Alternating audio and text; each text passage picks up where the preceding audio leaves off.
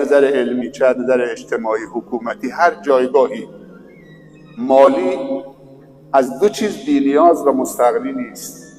یکی تذکر و نصیحت دوستان و دلسوزان، دوم دعای خیرشون، دعای هدایتشون، عاقبت به خیریشون. خودمونو بالای این دوتا جایگاه ندونیم. نه، من فراتر از نصیحتم کسی نصیحت، من دیگه خودم به همه نصیحت دارم میکنم، من نیازی ندارم، من نیاز به دعای خیری کسی ندارم، اونقدر کار خیر کردم کسی دعای خیرم نیاز ندارم. نه.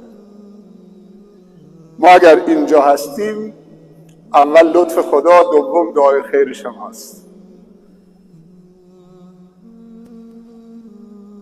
اگر کلیپی از کلیپ‌های من در طول سالهای گذشته شما را اذیت کرده، اطلاعات نادرستی به شما داده، برداشت بدی کردید، بدآموزی داشته، اذیت شدید، من عذرخواهی میکنم، اشتباهمو پس میگیرم.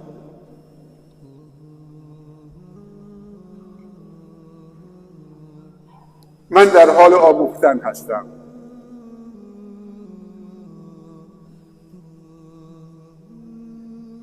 هرچند که پشت این تریبون هستم.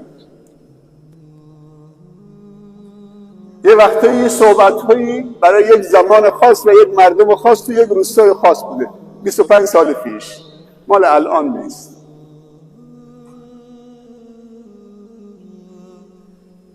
قبل از اینکه شما از من انتقاد بکنید، من خودم از خودم دارم انتقاد میکنم. اون برای یه جای خاص، یه زمان خاصی، یه افراد خاص بوده. خیلی از دیدگاه‌های ما هم عوض شده الان، خصوصا تو این 6 ماه 7 ماهی گذشته.